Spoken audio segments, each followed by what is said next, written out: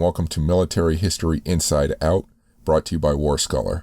We talk about military history from ancient times to modern and everything in between. I'm Chris Alvarez, and today's guest is Boaz Dvir, who talks about the creation of the Israeli Air Force and the 1948 Arab-Israeli War. Thank you for listening. I'm speaking with Boaz Dvir, author of Saving Israel, The Unknown Story of Smuggling Weapons and Winning a Nation's Independence, published by Stackpole Books, January 2020. Thank you for speaking with me. Thank you, Chris. It's a pleasure. So first, how did you get into studying and writing on this subject? It came out of a conversation with my grandfather. My mother's parents were Holocaust survivors, and they never wanted to talk about it. And my grandmother died at the age of 53. I'm about to turn 53. It seems even more surreal now, obviously. But even then, as a kid, it seemed tragic that she went away and went to her grave with that side of the family story gone, because we did not know it. She was the only member of that side of the family to have survived. She was a survivor of Auschwitz. And all we knew were just a few basic facts. She came from Czechoslovakia, but beyond that, we didn't know much. So I was determined to get my grandfather to talk. He refused. I camped out at his place, and finally, after a few days of me following him around, he broke down and he spoke for 4 days straight.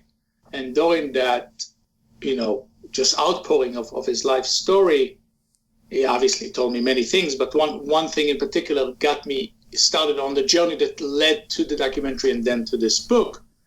And that is, he mentioned that when they were in a displaced person camp, he and his wife, and had twins, one of whom was my mom, they obviously wanted a better life. And my grandmother wanted to go to America, and he wanted to go to Palestine and help fight for the creation of the Jewish state. And my grandmother said, "Are you crazy? We just survived one Holocaust and you want to volunteer for another? No, we have to go to America." So when they boarded the ship on the Mediterranean, she thought they were going to America. That's what he told her. Lo and behold, when she didn't see the Statue of Liberty and instead saw some Israeli flags waving in the distance, she became suspicious.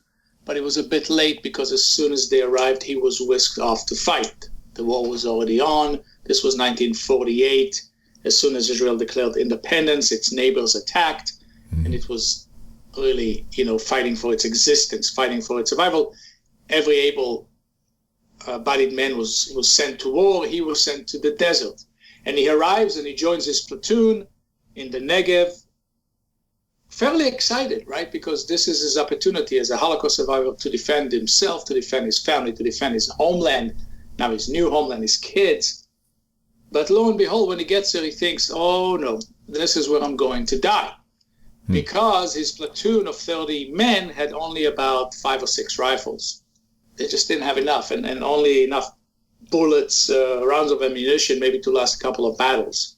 And then one day, rifles arrive, and he signs for his, and he takes it, and he grips it, and he's so excited because he finally really now has a chance to do something and fight. And he looks closely into the metal of his rifle, and what does he see? He sees an engraving of a German eagle with little swastikas in its talons. Okay. So my grandfather stops the story and says to me, "Boaz," I was a journalist, still to a large degree am today. He says, "Do you know how we ended up fighting with Nazi weapons?" I told him, no, I had never heard of it, but give me a couple of days and I'll find out. Well, it took me about 10 years, but the book is basically the answer to that question. Now, for listeners, can you give a background before we get into this, I'll call it an operation to supply this new Israeli military? Can you give a background on what precipitated the crisis, the whole independence and the UN's involvement and all that? Just kind of a brief synopsis. Yeah, as brief as I can. Of course, the Jews were in this land, the Holy Land that later became Palestine and now is mostly known as Israel, and I guess depending on which side you're on, either the occupied territories or Palestine. The Jews had been there for thousands of years, but of course were exiled, started to come back in the 19th century but the return to their ancient homeland didn't gain a great deal of traction, and it will take a long time to explain as to why, until after World War II. Mm-hmm. After World War II, after the Holocaust, you had about between 250,000 and 300,000 survivors in Europe. And they had nowhere to go. No one wanted them. America didn't want them. England didn't want them. France didn't want them. No one wanted them. And many of them were kept in the same camps in which they were held by the Nazis. And they were no longer being gassed, mm-hmm. right, or being forced to labor, but they were stuck. And the only entity that wanted them was the Jewish community of Palestine. Mm-hmm. And that accelerated this idea of taking that piece of land and dividing it between the Jews and the Arabs, mm-hmm. which the UN decided to do in 1947, in November of 1947. That was the deal. Let's split it. The Jews said, thank you, we'll take it. The Arabs said, no, why should we take half? And the Arabs had the reasons. They felt we're only being offered, in a sense, actually even less than technically 50%. And yet Arabs make up 2/3 of the population of Palestine. Seems unfair. Also, all these other countries, what are they really doing? They don't want to take these refugees, so they're dumping them on us. Mm-hmm. Felt like colonialism to the Arabs. And the Arabs also, on a practical level, said, we don't need to accept this deal. We don't need to accept half the land when we have the military power to take the whole thing. Mm-hmm. The British had been controlling the land since 1917, I believe, and they were leaving as part of this agreement. They were out. They were gone. They were going to leave on May 15th, 1948, and the Arabs said as soon as they leave, May 14th, 1948. The Arabs said as soon as they leave, we're just going to step in. Mm-hmm. And in fact, that's what happened on the morning of May 15th. After the British left and after Israel declared independence, 5 neighboring militaries invaded. So that, in a gist, is the overview or the background of what took place. Okay. So then let's talk about the subject of the book, the individuals involved and what it is they planned to and did do to change the situation. Right. So I'll give you kind of a summary, and then maybe we can dive into a few of them a little deeper if you like. Sure. These were mostly Americans. They were mostly aviators. All of them had served during World War II at a minimum for a couple of years, in some cases more. Some of them even stayed on past 1945. For instance, a couple of them helped to transfer certain military assets to allies around the globe. They had paid their dues, and they were back. Right? They were back after many years of fighting, having lost friends, having risked their lives, and they were starting new lives.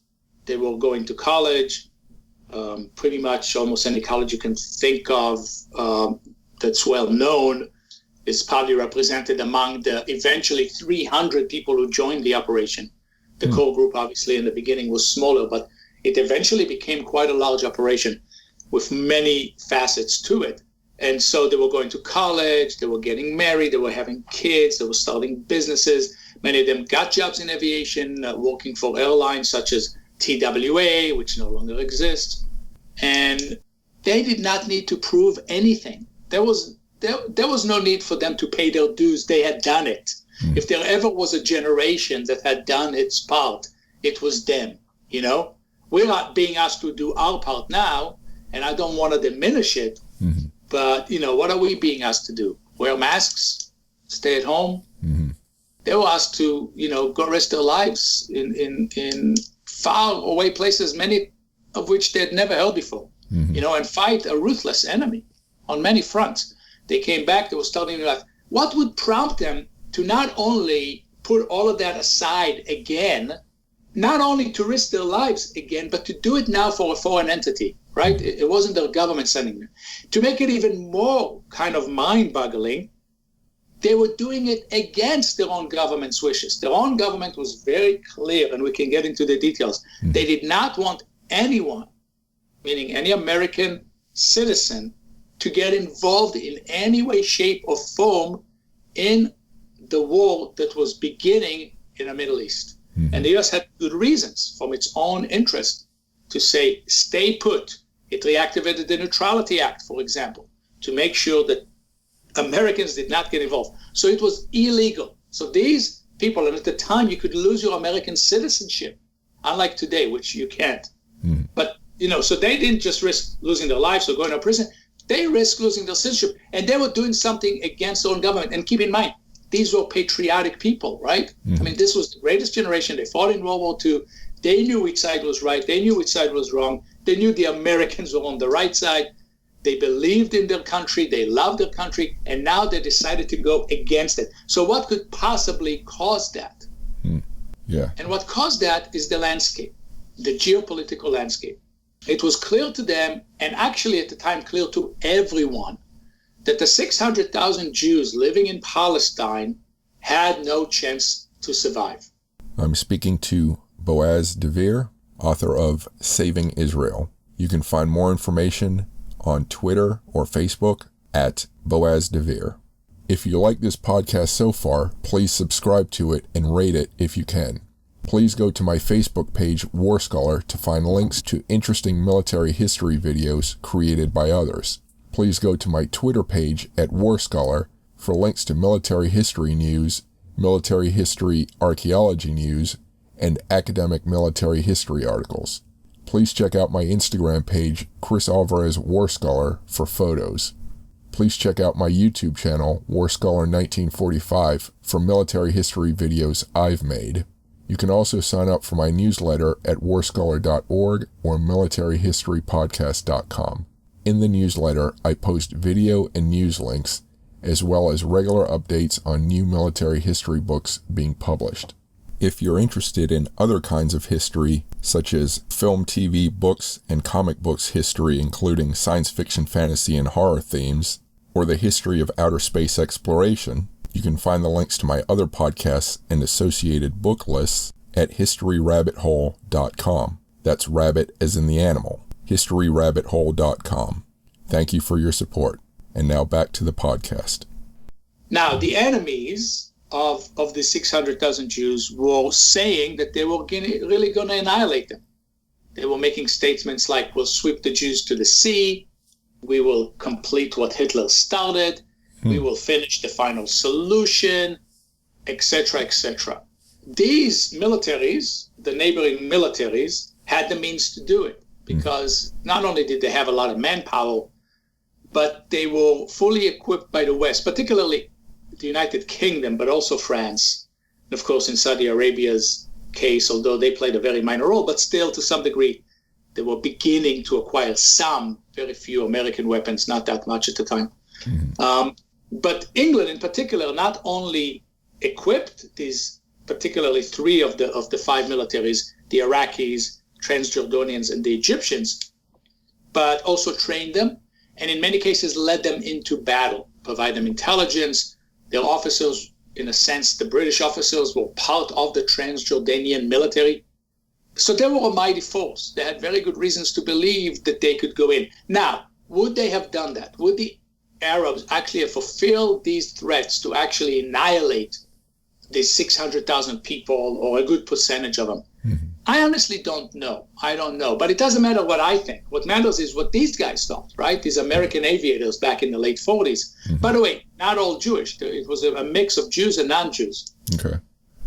And not all coming in for the same reason. They had all, and we can talk about that. What were the specific motivations? But overall, what drove all of them, what drove the operation was the idea that these 600,000 people stood a real chance of being wiped out. They believed the statements because they had seen what happened in Europe. They knew it was possible, right, that something like this could happen, right? And they didn't want to take it lightly this time. They wanted to do what they could to save lives. That's what it was about. It was a race to save lives. Who was the individual that first started what they did? Was there one person or an organization? There was very much one person. His name was Adolf, believe it or not, Adolf Schwimmer. He went by Al. And he was a flight engineer. He was an ordinary guy. He had dreams of owning an airline. But there was nothing in his life that indicated he was going to do anything extraordinary. I mean, he was a good flight engineer and he served his country well. He was part of the American Air Transport Command. But, he never even saw action. And as far as he was Jewish, but as far as his Jewish side, I mean, he knew that he was Jewish, but he had no strong connection to it, no real passion for it, no real strong opinions about the creation of Israel. He wasn't involved in any Zionist organization. He came into this through a different means.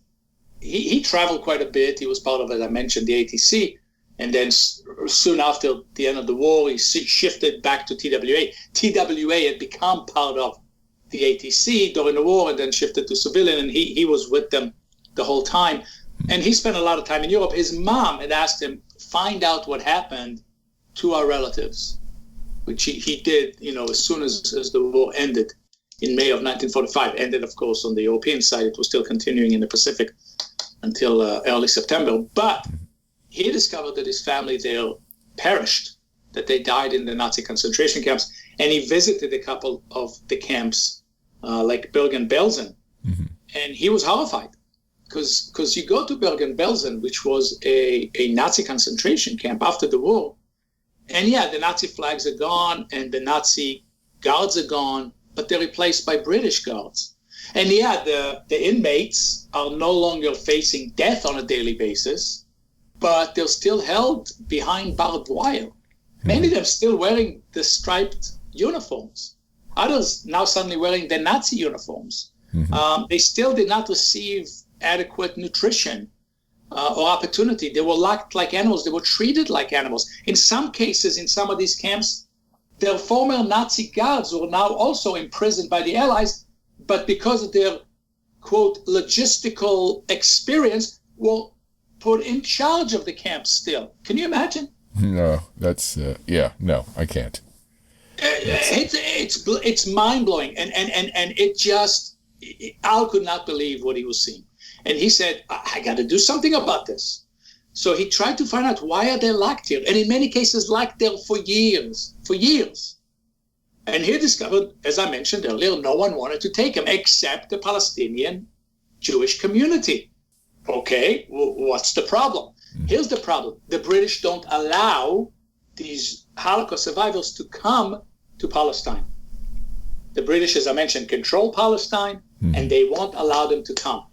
The Jews are trying to break the blockade by placing thousands of Holocaust survivors on mostly American-bought ships, like the most famous one, of course, being the Exodus. And the Jews are trying to send them on the Mediterranean to Palestine. But the British Navy and British Air Force, they keep intercepting these ships, and taking them and placing the Jews back in camps. Mostly at this point in Cyprus, but it's the same idea, So they're not making it. Only maybe 1 out of 20 of these ships makes it. Most of them are not. So Al looks at the situation and says, this is dumb. When you send a ship full of people and it takes them days, right, on the Mediterranean, they're sitting ducks. It's easy for the Royal Air Force, for the Royal Navy to spot them, intercept them, take them. He says, let's fly them in. So he goes back to New York and he finds out where the Jewish Underground's office is, and he visits them and he tells them his idea. He says to them, look, there are demilitarized American transport planes being put up for sale right now because there's too many of them. The government has to unload them. They set up an office specifically for that. It was called the War Asset Office in D.C. Okay. And you can pick up this big transport plane for next to nothing. I suggest you buy them, fix them or have them fixed, and fly the Holocaust survivors in. You fly them in, you get them into the country. Fly them at night, find some secret landing spot, get them in. Makes sense, right? Almost impossible to detect that back in those days. Right, yeah. They didn't listen to him. They were suspicious of him. For once, I mean, a guy named Adolf, who is he? No history of Jewish involvement. It took months to even just kind of do a background check on him. And the guy in charge, they just didn't click. But the next guy, a man named Yehuda Arazi, like a real life, we can talk about him for hours, a real life James Bond. Okay. He takes the position and he befriends Al, and he likes his thinking. He likes the idea that they, at a minimum, should set up an airline, right? The Jews need an airline. They need something. They can't just live on rocks. They need weapons. So he says to him, you know what, I'm going to give you money. You start buying these planes. You start fixing them. Al is a little surprised. He was just giving them the idea. I didn't realize that he would have to do it. Yeah. But he's doing it. And then Yehuda Arazi tells him one day, listen, here's what we really need. Bringing in the refugees, yeah, that's a priority, but we got a bigger priority. We need you to bring in weapons, because we don't have enough. We don't have enough. Israel had only one rifle for every 3 or 4 fighters. Mm-hmm. It had only enough rounds of ammunition to last 2 days of fighting. Mm-hmm. No matter how good you are, you're not going to win a war if you don't have weapons. And Israel did not have enough machine guns, very, very few, didn't have hardly any tanks, and did not have an air force at all. Nothing. So at this point, what date are we talking about when he made this proposition? Approximate in relation. No, I'm trying to think. I can give you some. This is January of 1948. Okay, so he's anticipating. So this other individual is anticipating the problems to come.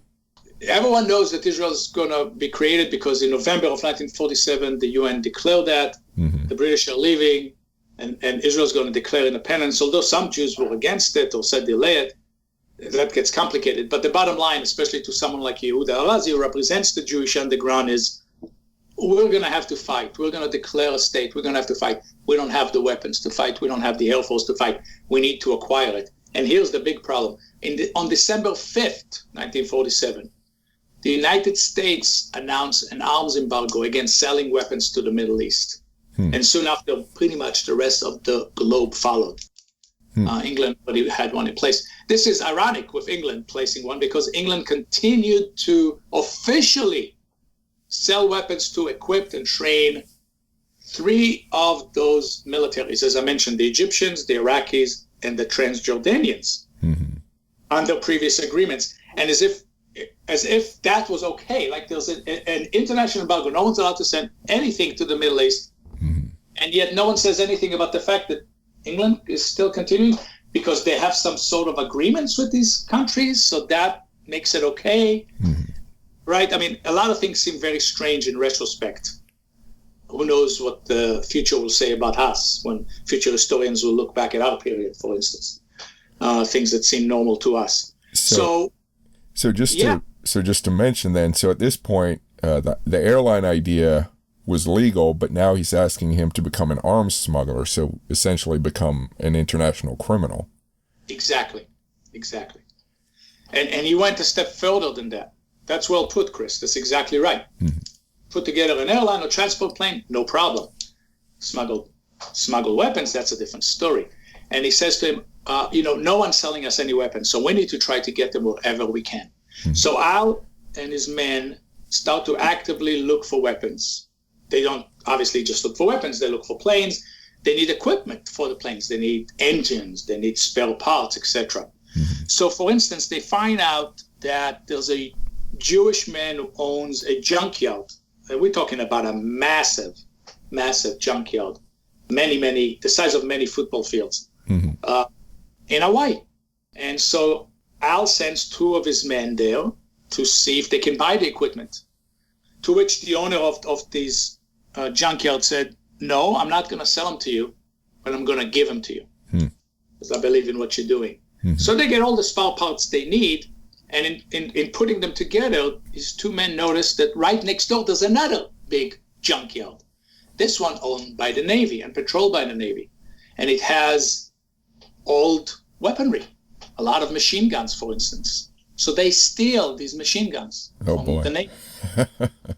They steal them, and they bring them back to California. Ironically, the spare parts, the engines, all get confiscated by the FBI. So all that work goes to nothing. None of it's used. It all gets confiscated. They get it past the seaport in Los Angeles somehow, get it onto their shop, but once it's in their shop, their FBI snatches it But the FBI never finds out about the weapons. And in fact, in 1950, the leaders, Al Schwimmer and some of these leaders, including the two men who were in Hawaii, are placed on trial. And they face a long list of charges. Missing from them is stealing of the machine guns from the U.S. Navy. Luckily, no one really at the time knew about that. They were able to get away with it. It would have been very difficult for them to avoid any prison sentencing, which they did finally, if one of the charges was you stole hundreds of machine guns from the Navy, you know? So they did anything and everything they could. They made deals with Mexico to buy weapons. But what Israel needed was really a massive purchase. It wasn't like a few hundred here or a few, even thousand there. They need a uniform system, right? When you have a military and you're trying to win a war, you can't have 5 or 6 or 20 different kinds of machine guns and different assortments of different kinds of ammunition. You need a uniform system, no pun intended. So Israel was desperate. It really needed a country to sell it a large cachet of arms. And that happened with Czechoslovakia. Czechoslovakia finally agreed to do that and sell Israel weapons. And so the foresight that Tarazi had and Schwimmer had really came into play then, because Czechoslovakia was landlocked. The only way to get weapons out of there was really by these big planes. It was in Eastern Europe. It was dangerous. Only a group like Al, experienced aviators, could pull it off. So it was really that combination, and of course we can give you a lot more details, that saved Israel. So, and just for the sake of time, you know, this is very interesting, but I want to jump to a couple questions here. Sure. As they were conducting their operations, did they encounter any military resistance along the way? You know, like the Arab militaries or even the British military? Were there any times they were shot at or anyone shot down or anything like that? They were attacked and shot at and in action, military action type combat from the beginning to the end. So the first time they were shot at was when they flew their transport planes. They had 13 of them. They managed to get 11 out. When they flew them out in the United States, the FBI was trying to stop them from flying them out of Burbank, California, where they had half of them, and the other half was in Millville, New Jersey. And the FBI and the Treasury Department was involved too. The T-men, as they were known, drove up to the tarmac and fired shots at them as they flew away. So those were the first shots. The last shots came on the very last day of the Arab-Israeli War. The Arab-Israeli War is known as the 1948 war, but it lasted into January 49. And on the very, very last day, the Air Force that these guys built and manned, the pilots were mostly them, meaning they were members of this operation who came from America and others that they recruited in places like South Africa and England and France, and they brought them to Czechoslovakia to train. So these were their men. They were part of the operation, and they then flew these fighter planes during the war. On the very last day of the war, they came up against, in 2 separate dogfights, pretty massive dogfights, they came up against really skilled pilots in the Negev Desert, where my grandfather had been, and they won. They were able to shoot down five of these, far more advanced, by the way, planes than the ones they had, far better planes.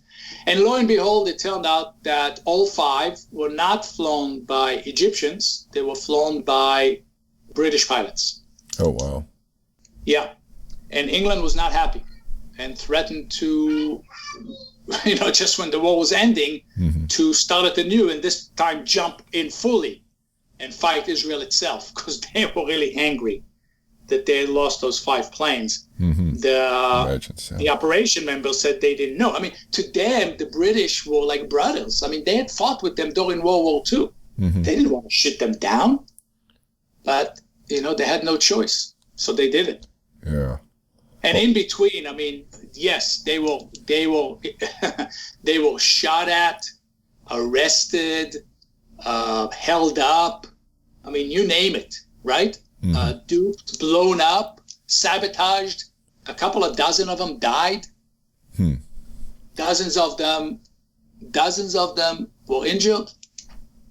Some of their planes crashed. A lot of these planes crashed and burned.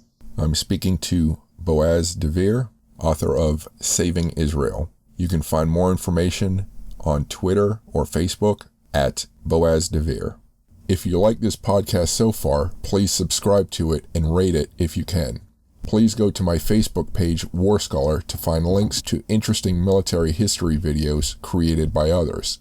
Please go to my Twitter page at WarScholar for links to military history news, military history archaeology news, and academic military history articles. Please check out my Instagram page, Chris Alvarez WarScholar, for photos. Please check out my YouTube channel, WarScholar 1945, for military history videos I've made. You can also sign up for my newsletter at warscholar.org or militaryhistorypodcast.com. In the newsletter, I post video and news links, as well as regular updates on new military history books being published. If you're interested in other kinds of history, such as film, TV, books, and comic books history, including science fiction, fantasy, and horror themes, or the history of outer space exploration, you can find the links to my other podcasts and associated book lists at historyrabbithole.com. That's rabbit as in the animal. historyrabbithole.com. Thank you for your support. And now back to the podcast. So before they started, how big was there any sort of Air Force to speak of? And at the end, what had they created? Israel had no Air Force. They didn't even call it an Air Force. Instead, what they had was an air service made up of propeller planes that they used for reconnaissance. And that was about it. Like, they'd go up and take photos, you know? So no, they didn't even have an official Air Force. By the time they were done, these guys had, and they really made the Air Force. They didn't just create it. As I said, they fought as part of it. And the Air Force was, even though it was headed up by a couple of Israelis, it was really mostly American. It was English speaking officially. Everything was in English. All the official communication, even by the Israelis in the Israeli Air Force through the First War, was done in English. And by the time they were done, they had created what is one of the best air forces on the planet. Some might argue pound for pound, maybe the best. And they started a tradition that's carried on to this day where Israel has never lost a dogfight. Okay. Yeah, because one question I had is, apart from just bringing in planes, you need all the facilities to manage them, to repair them, spare parts, the pilots who you said it was these guys, that sort of thing. So it's a lot more than just planes. Oh, yeah, it's a lot more than just planes. Although, of course, each plane is its own story. So they brought these big transport planes, but they also brought in fighter planes, and they brought in bombers. Bombers were key. And Al Schwimmer had managed to purchase 4 B-17s in the United States from private arms dealers. 3 were from a private arms dealer. I'm sorry. 1 was actually from the U.S. Air Force. Not sure it was called the U.S. Air Force yet. For a while it was called the U.S. Army Air Forces. Right. Then they switched it. I'm not sure if by that. But he bought one from them, and it was held up in Tulsa, Oklahoma. They figured out who it was going to, and despite accepting his payment, decided to ground it and not release it.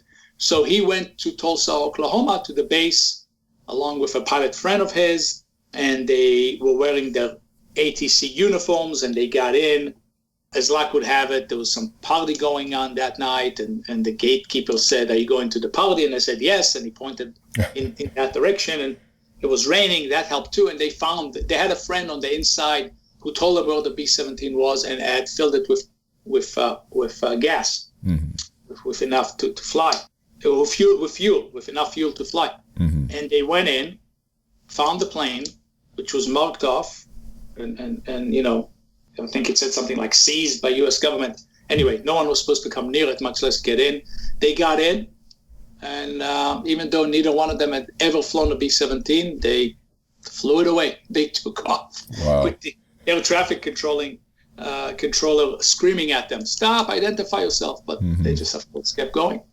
So, they did what they had to do, and each plane was a story. Each plane was an adventure.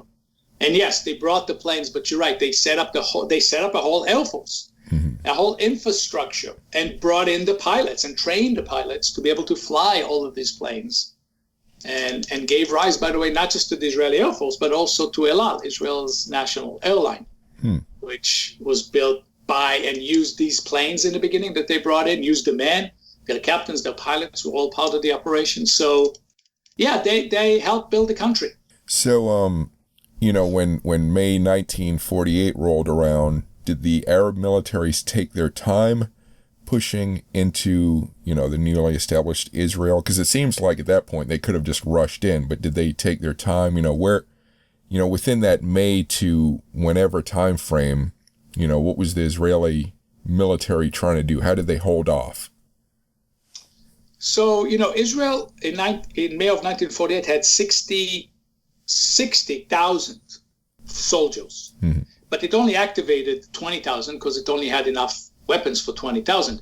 But the operation members, Al Schwimmer and his men, started to bring in the weapons really as early as April. So they were already starting to bring it in, the weapons, and things were getting better by the day. And especially after Israel was created, it became easier, right? Because you were no longer just flying into a land controlled by someone else, which made it more tricky. But this time Israel controlled some of the air bases, and so they accelerate the air they called it also the Air Transport Command, the Israeli Air Transport Command, this airlift, humongous airlift of all these weapons from Czechoslovakia. And so Israel was no longer just facing 2 or 3 days of battles. It could hold on longer. Now, what they knew from the beginning, it was true, is that these 60,000 men lacked weapons, but they didn't lack everything else that you want in fighters. Many of them were experienced. You got to remember they've been fighting for years, right? They've been fighting the Arabs and the British for years. Many of them had joined the British military during World War II and fought for the British during World War II in North Africa, in different places. And so they had gained a lot of war experience. They were able-bodied men. They were desperate. They were passionate. They were good fighters. So once you start to put weapons in their hands, they became a tough opponent, very tough opponent.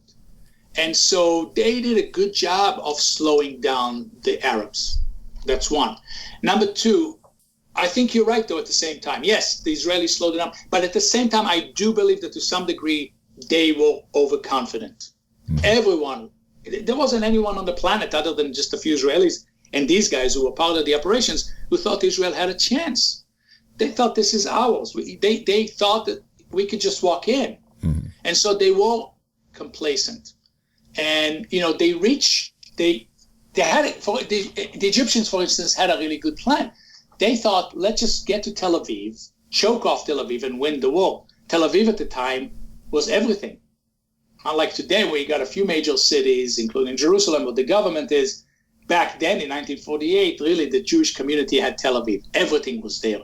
The government, the military, the business, all aspects of their culture were in one place. So if you choke it off, if you yank that heart out, the rest will die, And so they kind of made a beeline. They sent a division of 10,000 troops and about 80 or 90 tanks, almost in a beeline direction to Tel Aviv. But along the way, either the Israelis attacked parts of the division, or they, being overconfident, stopped a few times and went into battle, a couple of which took longer than expected. But they still reached the outskirts of Tel Aviv on May 29th, 2 weeks after the war. Slower than they probably should have, but still, within 2 weeks, they were a day away from destroying Israel. With any kind of air force? What they really benefited from, the Egyptians and Syrians in particular, but then, of course, all the Arabs benefited from it, is until May 29th, they had total control of the skies. They really had no opposition. They just flew in the sky, and they took advantage of it. So their Spitfires and Dakota bombers would fly into Tel Aviv every day and bomb the civilians and fire at the civilians, killing them. Wherever there were battles around the country, they gave really good support to their ground forces. And so they were winning at that point. And then they stopped on May 29th because the bridge that they needed to cross over was destroyed by the Israelis. No big deal. They were building a task bridge, a temporary bridge, and resting for the night, planning to continue their advance the next morning. Mm-hmm. But lo and behold, the operation members had brought in 4 fighter planes. Now, they couldn't fly the fighter planes to Israel directly for various reasons. So they had to take them apart, place them in their transport planes, fly them to Israel that way, and then reassemble. And the reassembly took a few days. But as luck would have it, they were finished with 4 of them by May 29th. They had 5 pilots that they had trained.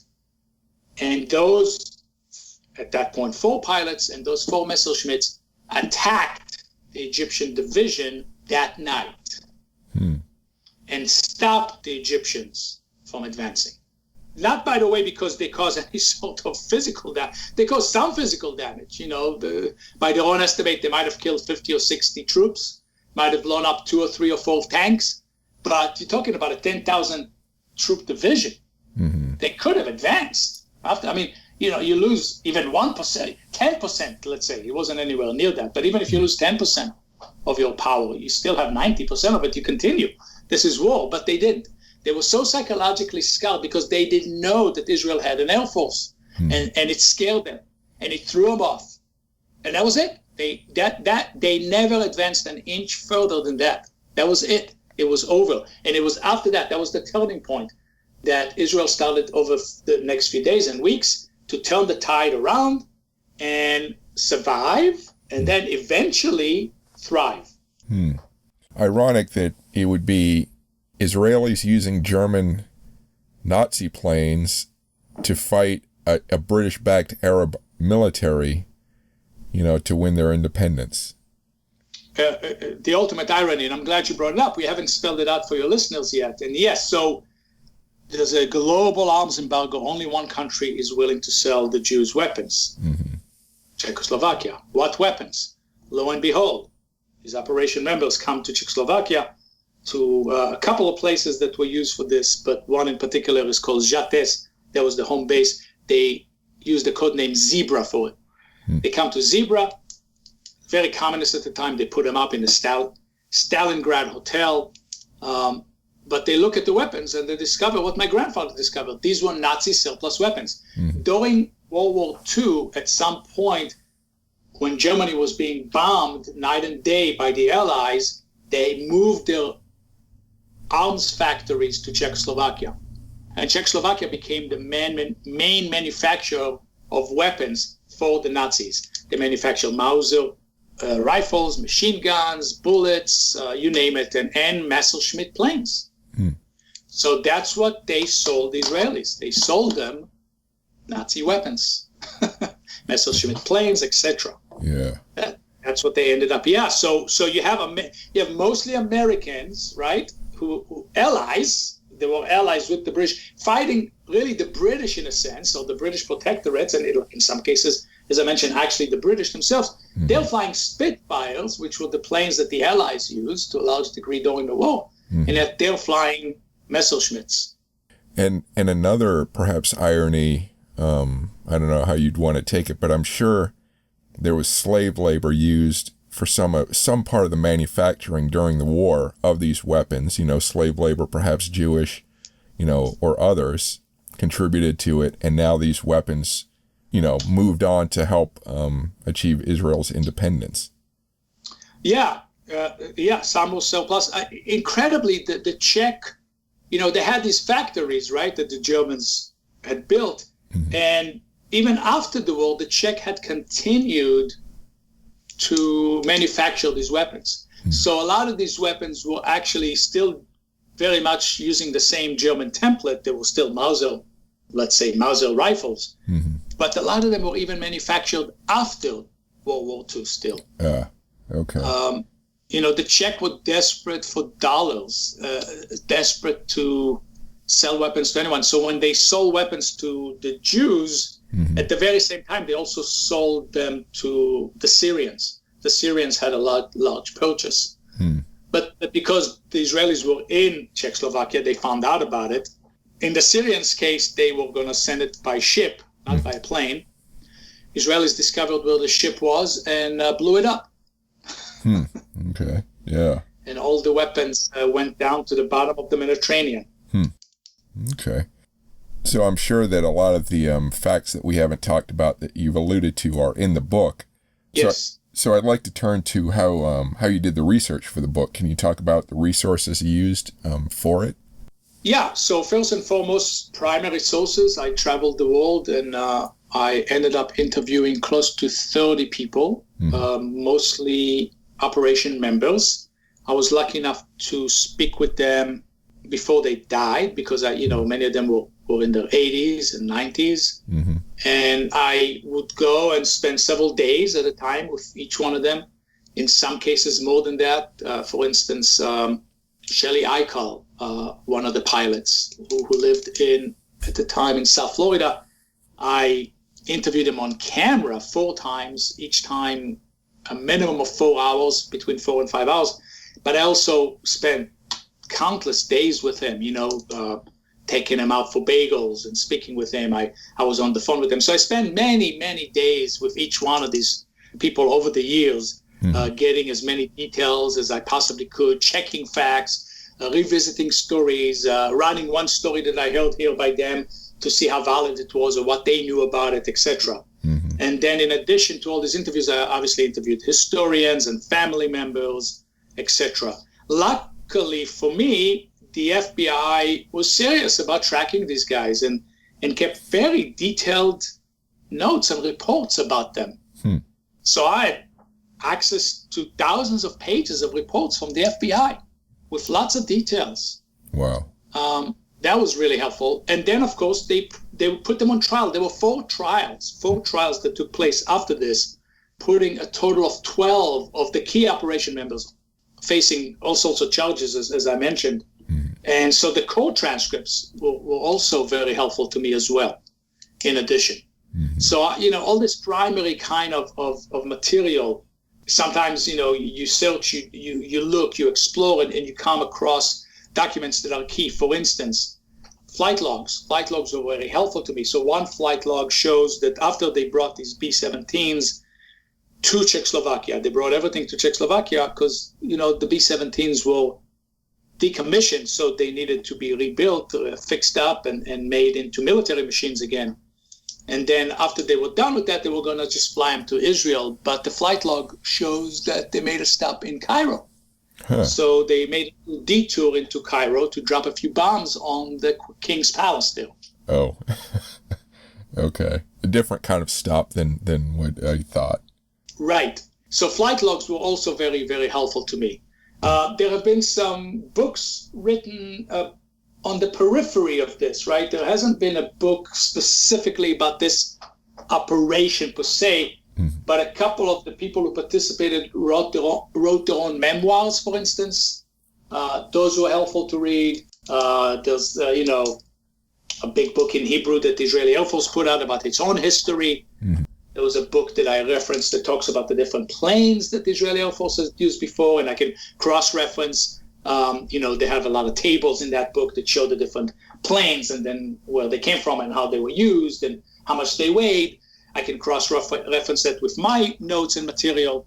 So that's the kind of research that I've done. A lot of cross-referencing, checking, rechecking, going back, and being lucky enough to be able to call a lot of the people who were part of the operation beyond my interviews with them or visit with them again and sit down and go over it again. But it took 10 years. It took 10 years to put it together. Did you come across any of the artifacts associated with this? Any of the actual planes and stuff? Are they in museums or anything? Somehow, I was able to visit one of the Messerschmitts down in the Israeli Air Force Museum, which is down in the desert in Israel. And they have one of the Messerschmitts there. I was at an airfield in California with one of the operation members, and they had a plane that was very, very the same type of plane that they had used, which was a C-46. A C-46, not one that was used in Israel, but same type, same model, etc. And being at that airfield, I'm not sure how or why, but another plane, a C-47, caught my eye. I knew Israel had also used, these guys, as part of the operation, also used C-47s, not as much. They were not as prominent as the C-46s or the B-17s or the Connies. But nonetheless, so there it was, and I went and looked into it, and the owner was there, and he had the history book on that plane. Mm-hmm. And I said, can I flip through it? And as it turned out, that C-47 was used in the operation, according to that log that this guy had. Okay. Unfortunately, he wouldn't let me film it or do anything with it, but still, he owned it now. It was sold after, and so I couldn't do much. But just being able to see it, touch it with my own, see it with my own eyes and touch it with my own hands, an actual plane, was exciting. So yes, I would come across such things along the way. Yeah. Was it in flyable condition? Do you know if, I guess? Oh, yeah. He was still flying it. He was using it. He wasn't very friendly. He was friendly initially, let me look at the log, but once I told him I like to film and I'm making a documentary, and he became less excited and kind of pulled away, so I didn't get to talk to him as much as I would have liked and find out what he's doing with it. But yeah, he was using it, clearly. Wow. What part of the research was most enjoyable? Most enjoyable to me, of course, well, there's two things that I can say are most enjoyable. The first and most enjoyable to me has been to spend time with these guys. So when we say the greatest generation, we believe it, but I don't know if people understand to what degree what we're talking about. Each and every one of these guys that I met, and I've met dozens of them by now and got to know, is just truly an extraordinary human being. I mean, these were, excuse my language, they were badasses, right? But at the same time, can I say that? Yeah. On your show? They were badasses, but at the same time, I mean, they were so humble. None of them went around talking about what they did. All of them had to be convinced to talk. Some cases took me years to convince each one. And they were so talented and smart and composed and interesting, and in many cases charismatic.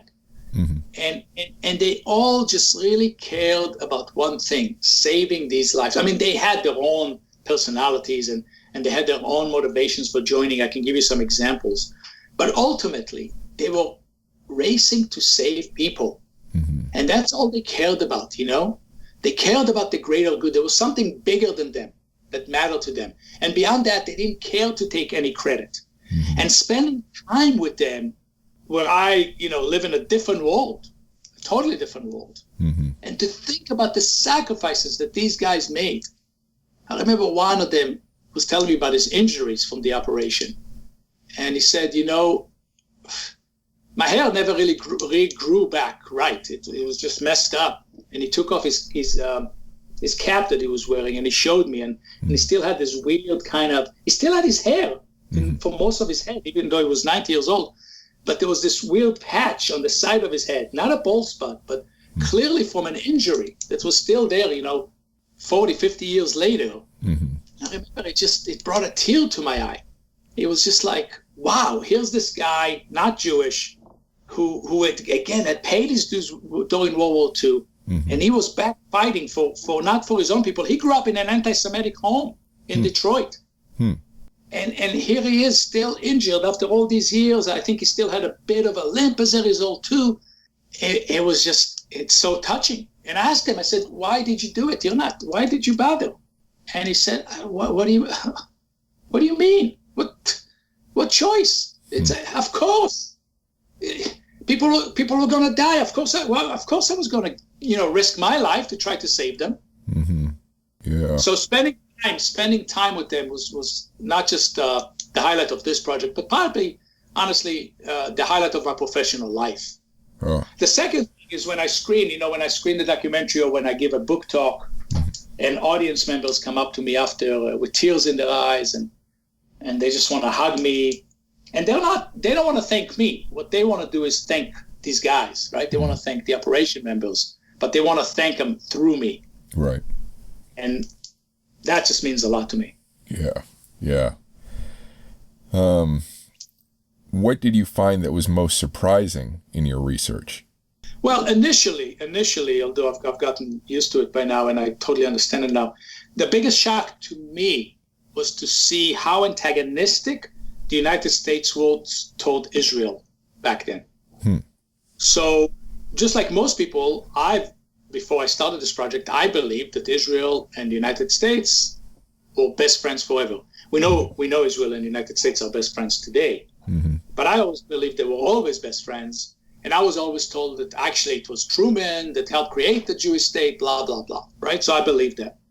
And then in doing this research and seeing that these guys actually had to evade their own government and were eventually arrested by their own government and put on trial, and that what they did was illegal, when all really they were trying to do was allow these 600,000 folks in the Middle East to survive, right? It was shocking to me. It was really shocking. And the extent of it was deep.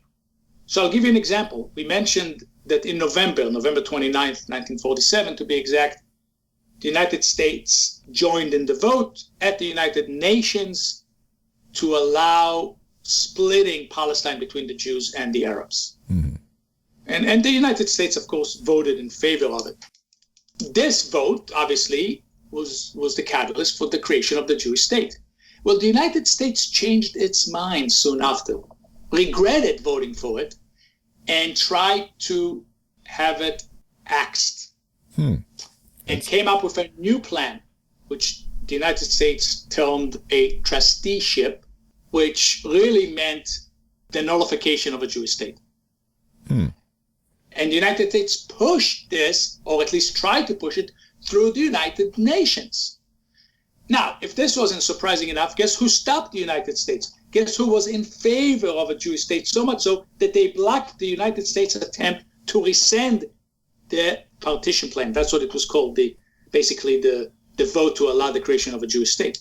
It was Russia. It was Russia who initially, the Soviet Union had brought this vote in the first place. It was the Soviet Union who came up with the idea of splitting Palestine between the Jews and the Arabs. It was the Soviet Union who pushed for this, and it was the Soviet Union who blocked the United States from trying to reverse this decision. Surprising, right? It makes me sound as though the Soviet Union was trying to make Israel its friend against maybe Britain in the West. Absolutely. The Soviet Union had a plan. They needed a foothold in the Middle East. Yes, against Britain, but also against the United States, which was gaining traction in the Middle East, and for various reasons. And so where could they go? All the Arabs at the time were firmly entrenched with the West.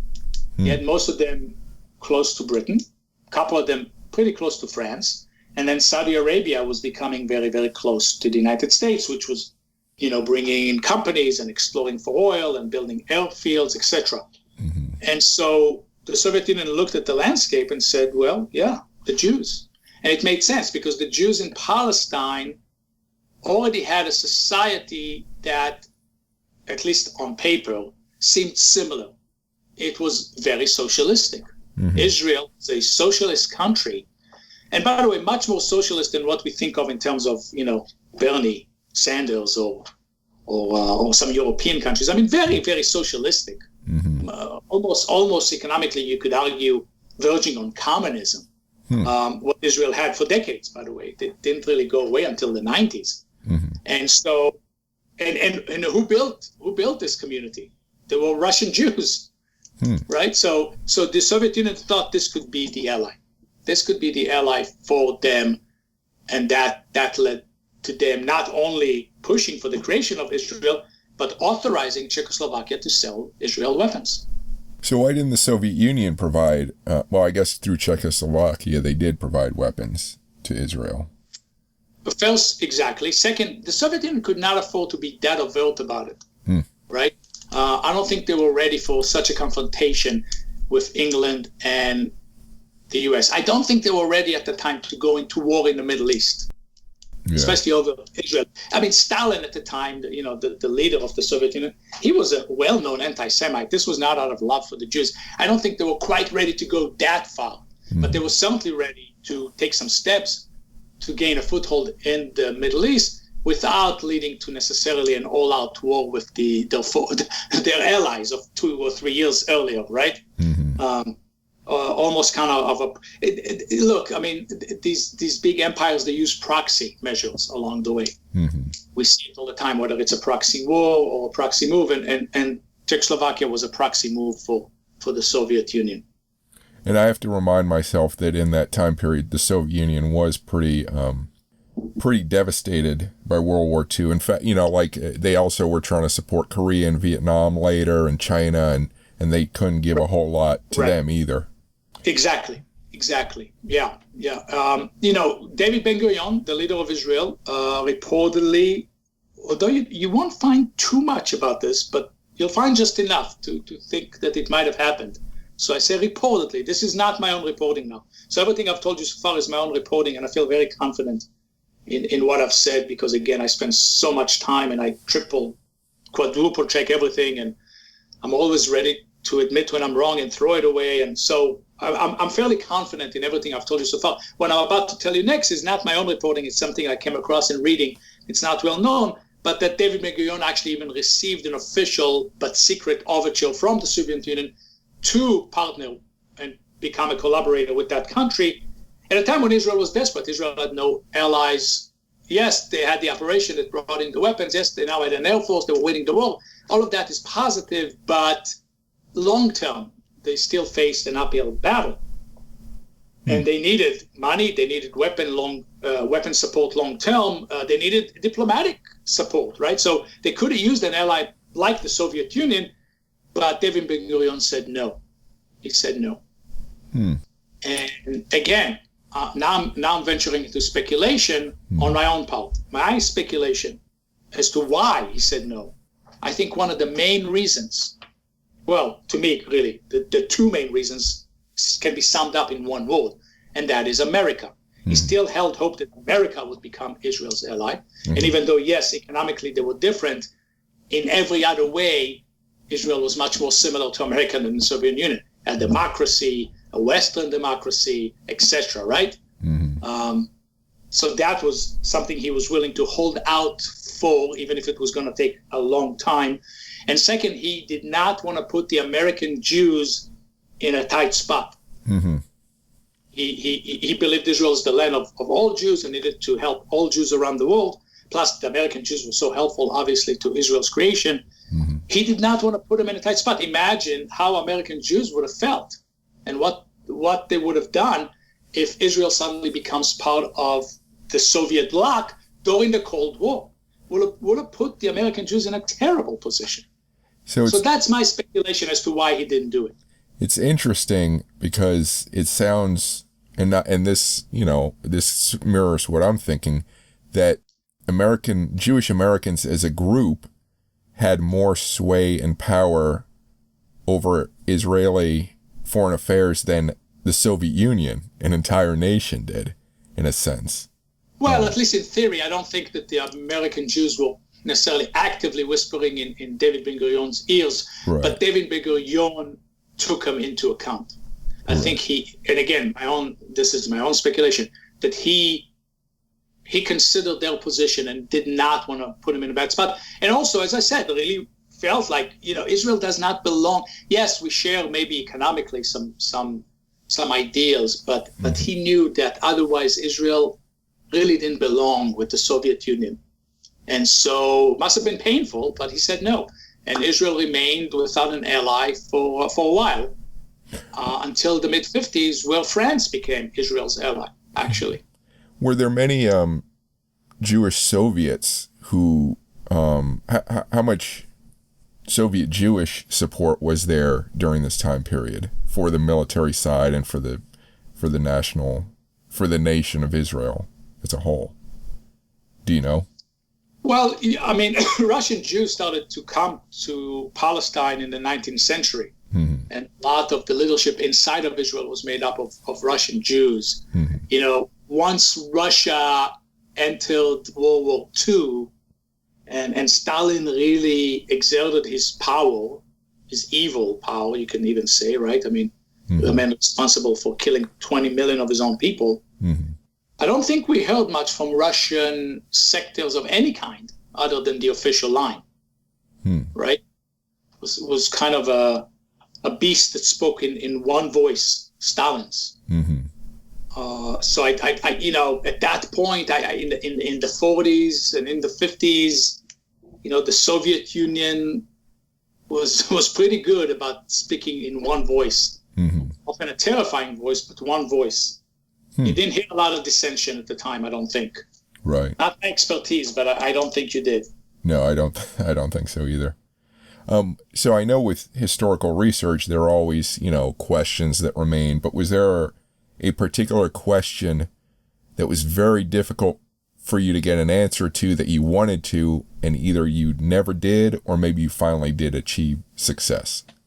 Yeah. So one of the pilots, I mentioned him, Shelley Eichel, and I had mentioned earlier in our conversation that some of these aviators stayed on in their official roles after World War II ended. So one of them, Shelley Eichel, his role when World War II ended was to help transfer the airport in Cairo to the Egyptians.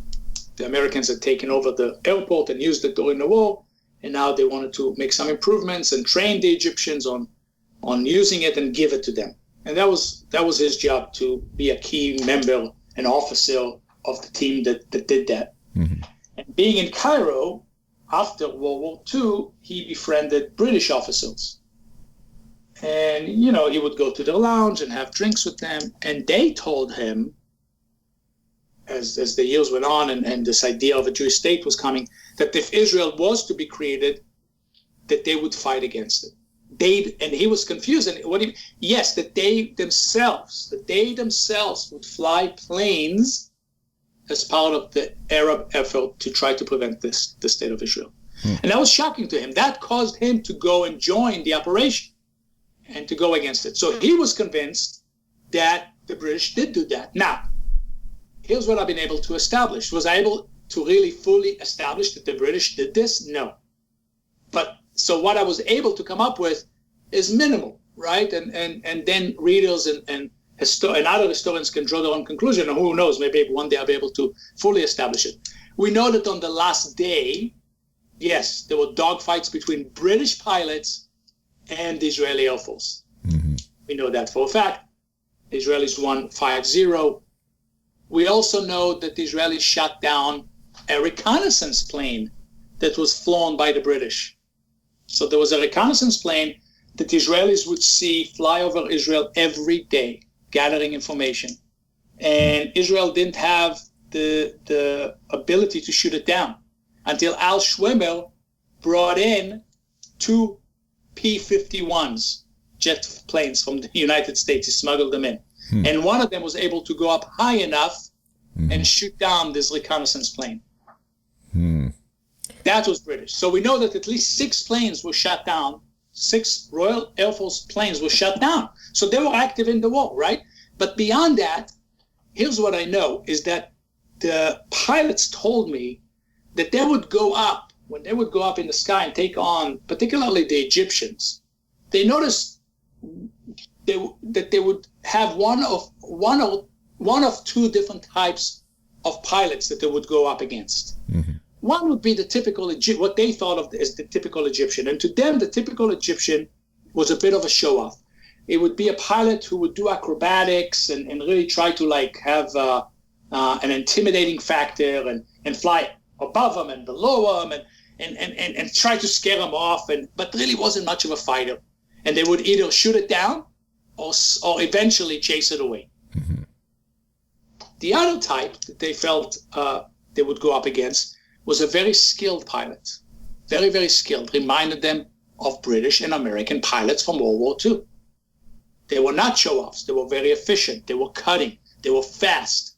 They were dangerous. They didn't lose to them, but they could have, and they rarely shot them down. Really didn't. If they were, in fact, manned by British pilots, they didn't shoot them down until the last day. So some of them thought, could they have been flown by British pilots? We don't know. Shelley Eichel was convinced that the answer is yes. Some of these pilots who went up and did this think, yeah, probably. But I don't have enough historical journalistic proof to say it. Mm-hmm. That's interesting. Was there anything you discovered that had a very strong emotional impact on you? I know you mentioned a few things, but what was the most powerful thing, either positively or negatively? Well, I mean, one emotional thing for me on the negative front is to see the victims. And there's so many. I mean, look, the Palestinian Arabs were also victimized by this, you know? Let's face it, the Palestinian Arabs were told by the Arab neighbors that they were going to get the whole land, and they were so confident that they were going to do it so fast, they convinced many of them, hundreds and thousands of them, to leave their homes, telling them, you'll come back after we get the land for you. Mm-hmm. And they never came back. They're in refugee camps to this day, you know? Yeah. That's sad. That's really sad. And these Palestinian Arabs, they didn't do anything. I mean, they, at least the civilians, certainly, you know, there were terrorists and fighters who are a different story, but so many civilians who just lived on their land and had been there for hundreds of years, and, you know, suddenly there's all this upheaval, and I can totally understand their side. Mm-hmm. You know, I very much support the state of Israel and believe that it's the right thing to do, to have a state for the Jews, absolutely.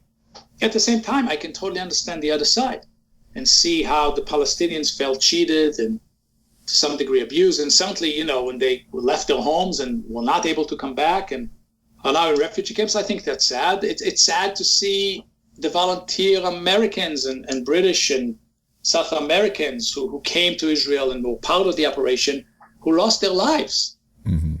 You know, young men at the prime of their life, some of them already married, some with children, putting everything on hold and then dying. Mm-hmm. Dying in explosions or crashing and then getting killed by the enemy, sometimes in horrific ways. It's sad.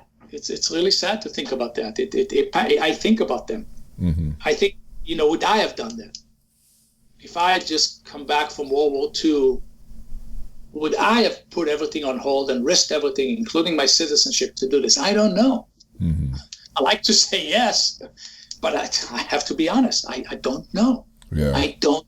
So I love these guys and I respect them and I learn a lot from them. And yet at the same time, they almost seem like otherworldly to me, like they really were of a different generation.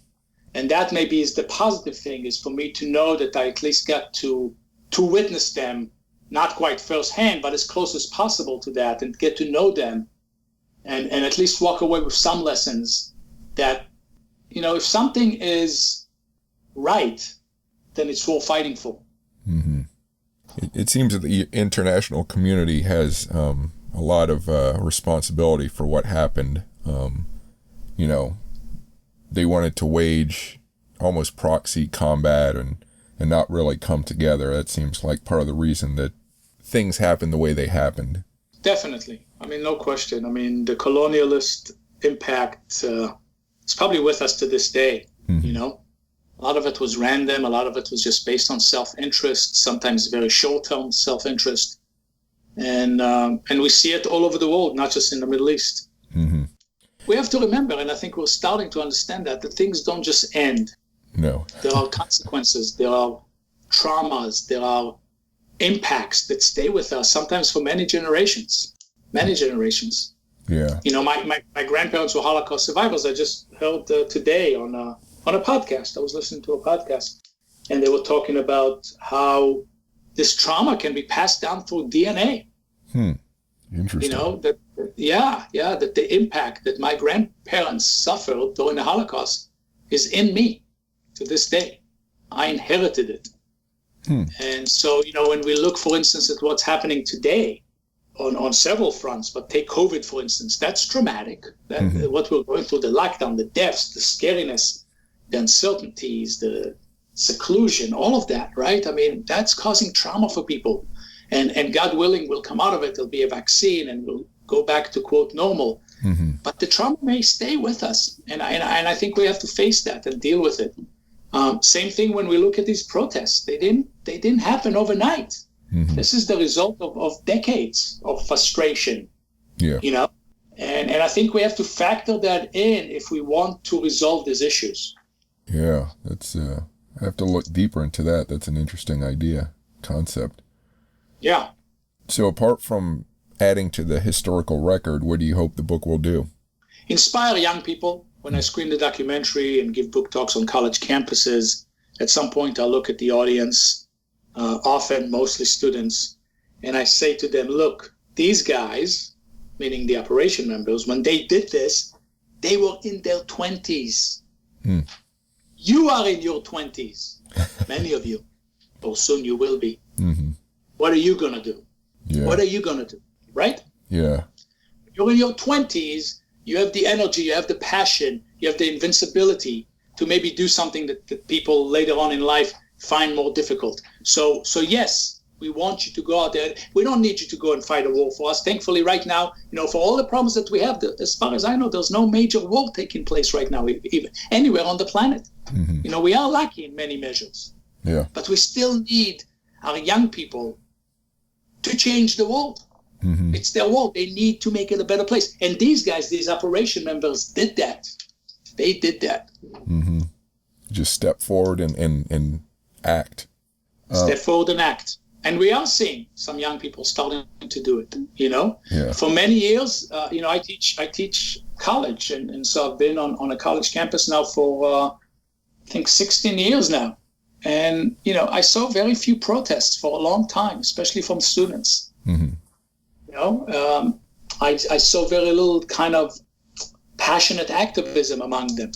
Some, I'm not going to say none, but not like you might expect. Right. And I think that's starting to come back. I think that spirit, that 60s spirit is coming back. And I think ultimately it's good for society. These young people can take us to a new and better place. Well, they're the ones who are inheriting it, so right. It's going to be their place completely. So exactly. So when I think about massive problems, including climate change, I hold hope, especially as I start to see that spark of activism among young people.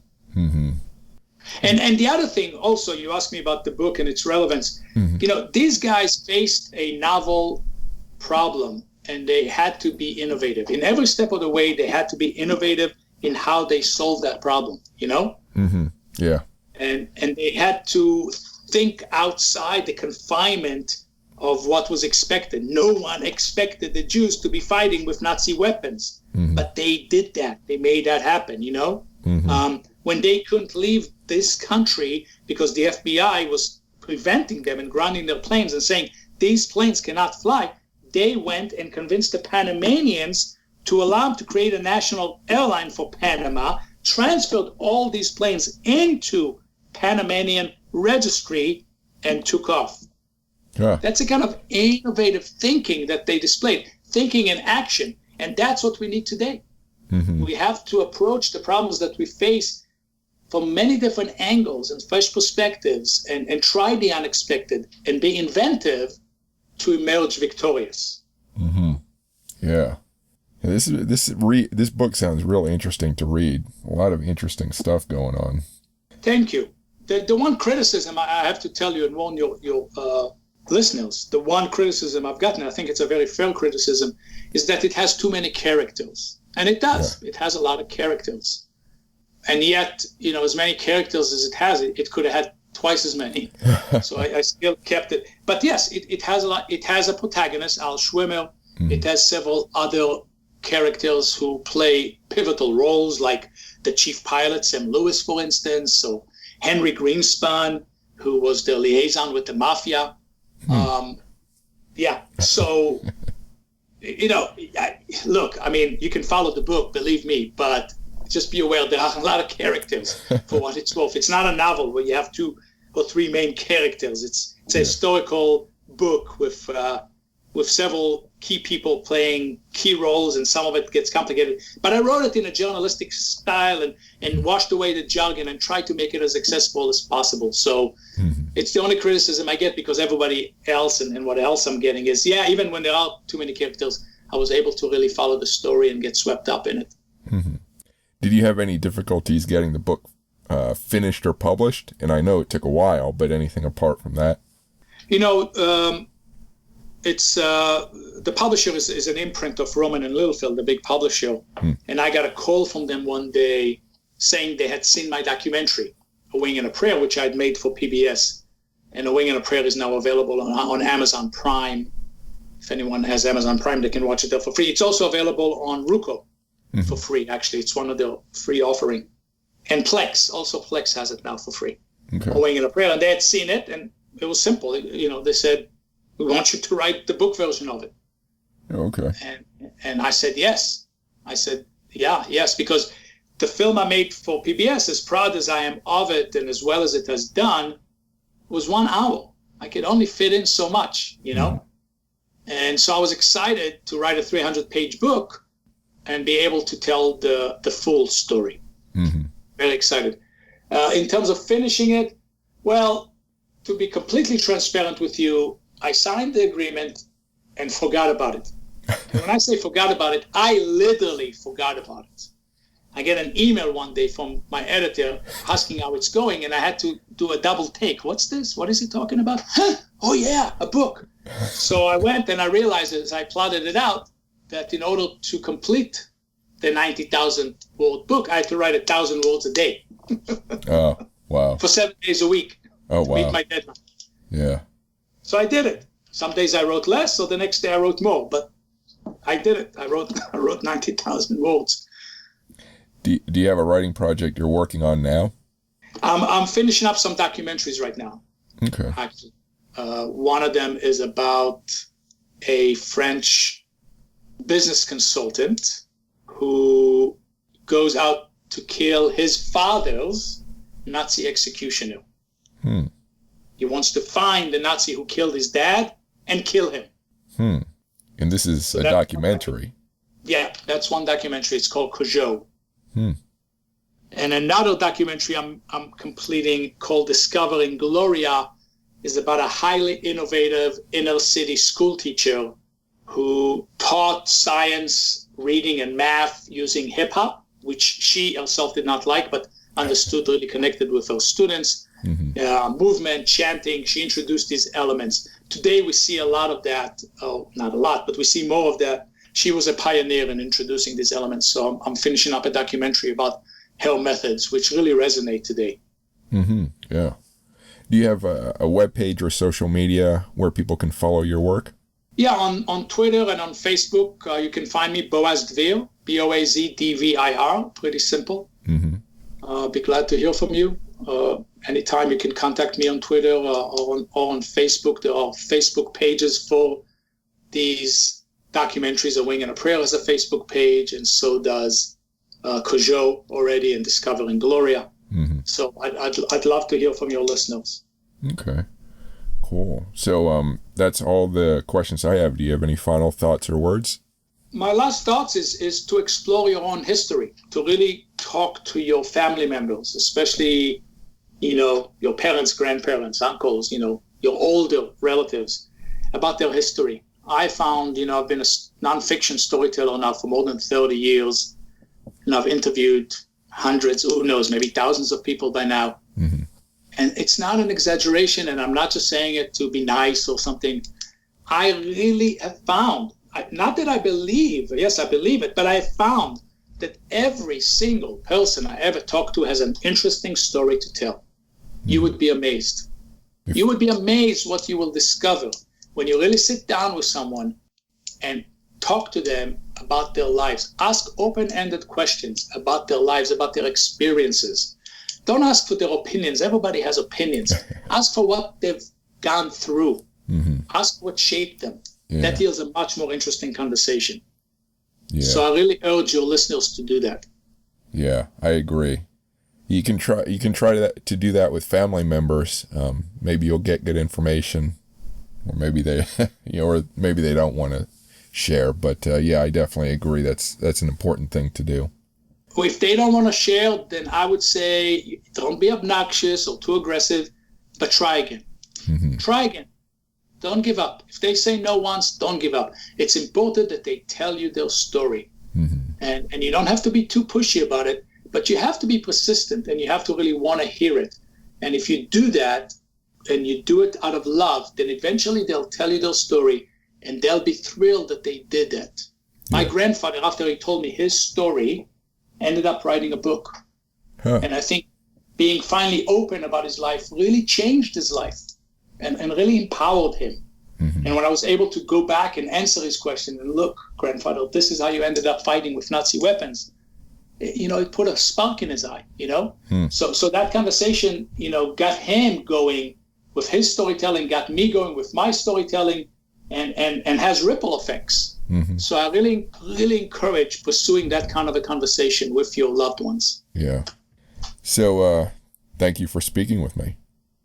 Thank you, Chris. I really enjoyed it. Great questions. Thank you. Thank you. Thank you for listening.